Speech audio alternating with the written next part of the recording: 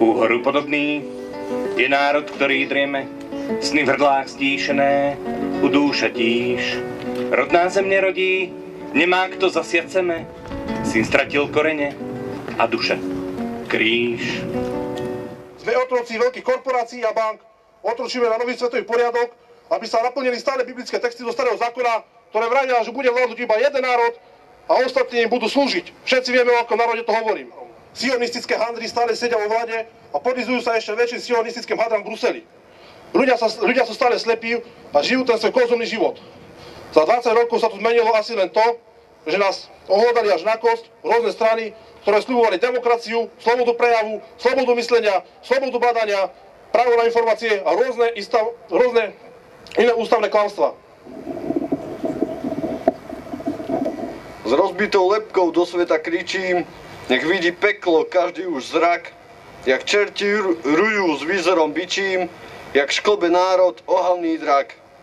Dohoda naša pošliapaná leží a ten, čo mal by, je mlkvý jak les. Nebyť nás, dávno by padol kríž z veží, v školách i všade zúril by bez.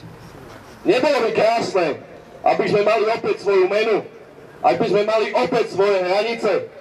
Bolo by krásne aj to, aby slovenský národ po storočiach útlaku znova získal samostatnosť a samostatný slovenský štát.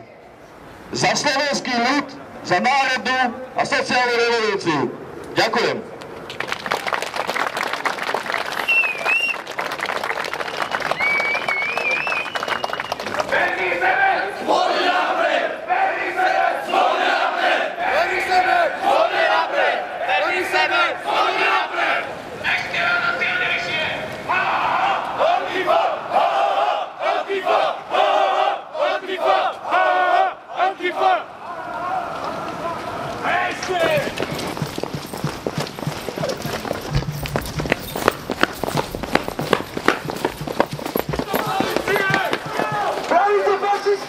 Máte okamžite rozpustiť ich doleženie pre trestničí propagácie fašizmu a nerobíte tak!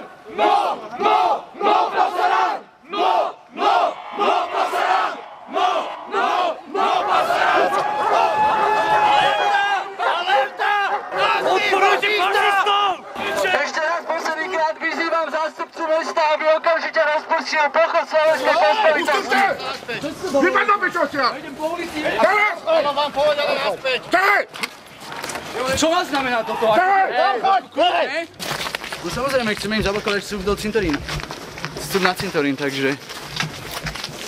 Tak ale potom to je zhromaždenie. Nie je to zhromaždenie, to je každý za seba. Na to, aby som išiel na cintorín, nepotrebujem povolenie. Nie, že sám, vy nemôžete zabrať týmto ľuďom, aby položili klety na hrob. Môžeme. Pustíte ma? Nie. Poďte na druhú stranu, dobre? Áno, na druhú stranu. Áno, je to... Máte zase tam dopravu.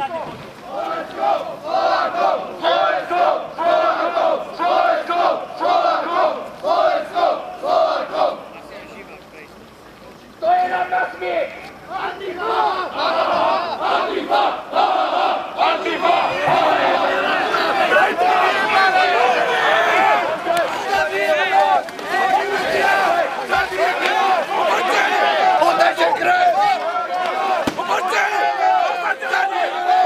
V zmysle zákona vyzývame policajný zbor Slovenskej republiky. Vyproste nám cestu! Uvoľnite nám cestu! Zvolne napred! Zvolne napred! Zvolne napred!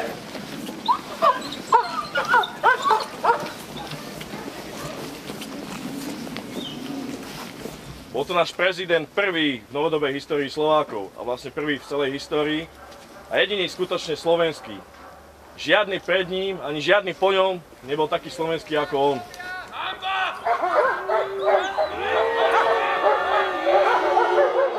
Ja dôrazne protestujem proti tomu, aby nám tu na Slovensku vládla jedna dravá, chamtivá a nenávisť plodiaca menšina. Aby sa tu rozťahovali nepriateľské tajné služby.